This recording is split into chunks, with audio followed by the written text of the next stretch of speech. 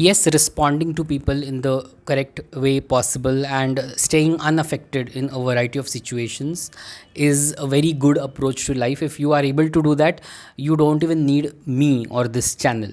But you cannot be continuously working on yourself and trying to devise ways to deal with every single badly behaved person or every single negative situation, because every person is like a unique QR code and there are hundreds of crores of people out there.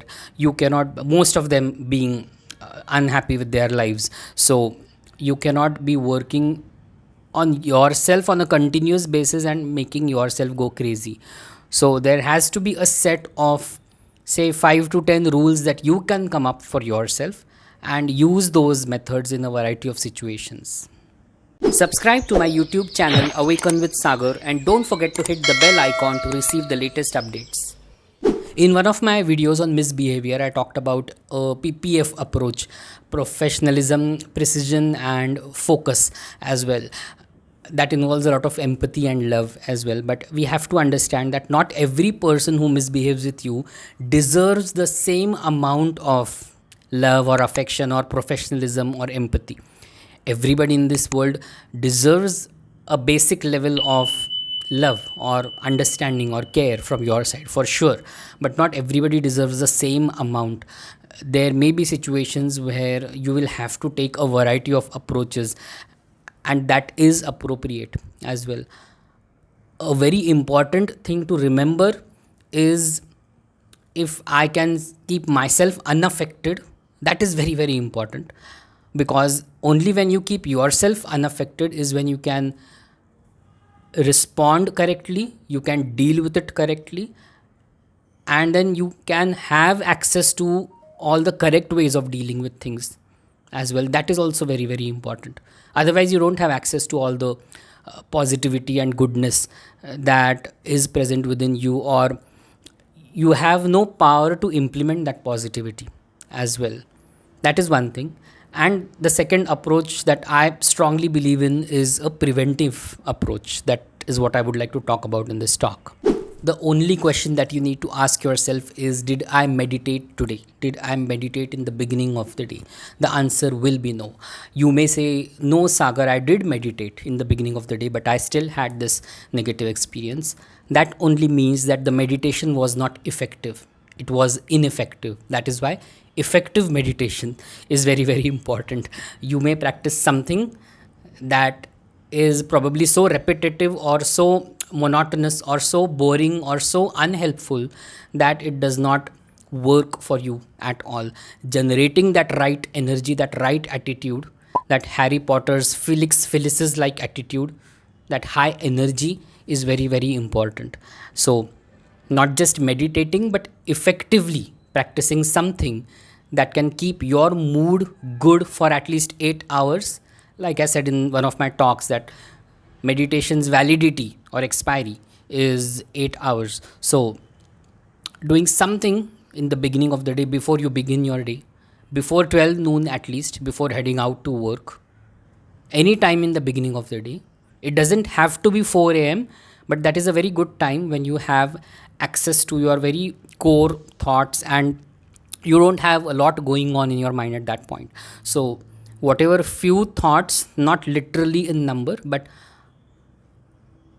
low noise, that low noise state that you are in those hours, 3 a.m., 4 a.m., 5 a.m., really helps you in modifying or molding those thoughts in the correct direction.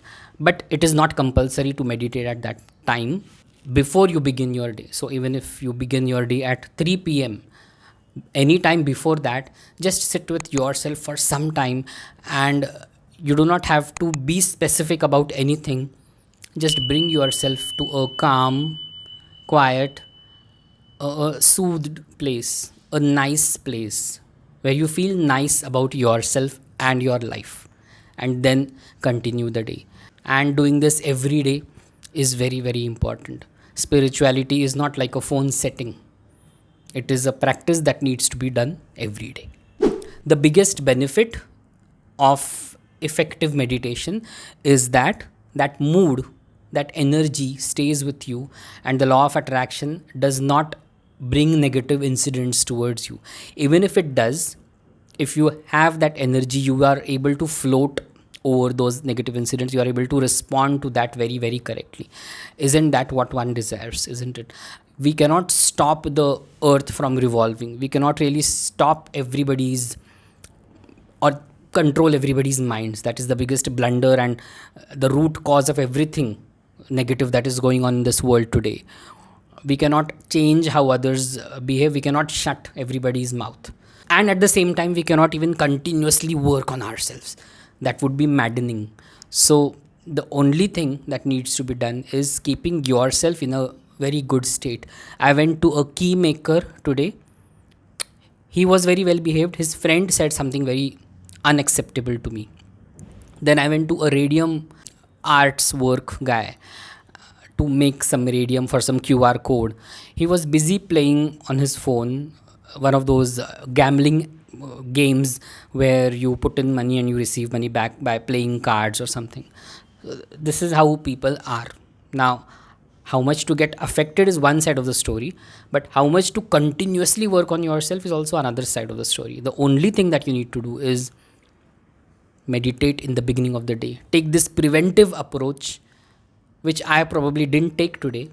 That is why I came across those negative incidents, because when you do not practice positivity, you don't immediately plunge down into the depths of negativity, because you are working on yourself on this spiritual path, because you are at least aware that I am on this spiritual journey. But when you are not practicing positivity, you are in a vulnerable state. Vulnerable means you are not able to deal with it correctly. There is a tendency that you may get affected. You may be prone to the negativity that comes from out there. That is vulnerability. So keeping yourself high is very, very important. There are tens of mind exercises that you can practice as effective meditation techniques that are available on awakenwithsagar.com. Do practice them, make use of them, but you don't have to use them exactly as they are. Personalize them for yourself. Don't use the words exactly as they are every day. Use them for the first time exactly as they are, maybe, and then change it, modify it as your life modifies. Not every day is the same. Not every person is equally badly behaved. And your mood, your ways of responding to things are also different every day. So instead of getting bogged down by the world, instead of doing everything that you can to put others down, or to put yourself in a place of guilt or shame or sulking because of a negative incident, the only thing that you need to do is just elevate your mood in the beginning of the day. That really helps. The link to all the mind exercises is in the description below. At the same time, while God is with you, you cannot be dumb and stupid. You have to be alert, you have to be present, you have to be careful about things as well. This is a separate discussion altogether. But my mother once said that just meditating or chanting doesn't bring you cooked food. You have to move your body, you have to move your hands in the kitchen and cook food before that food is ready to eat, isn't it? So just meditating is not the purpose of life. That is what builds the premise or foundation for your day, for your mood, for your energy. And then you have to go out there and take all the actions in order to make your life even more wonderful.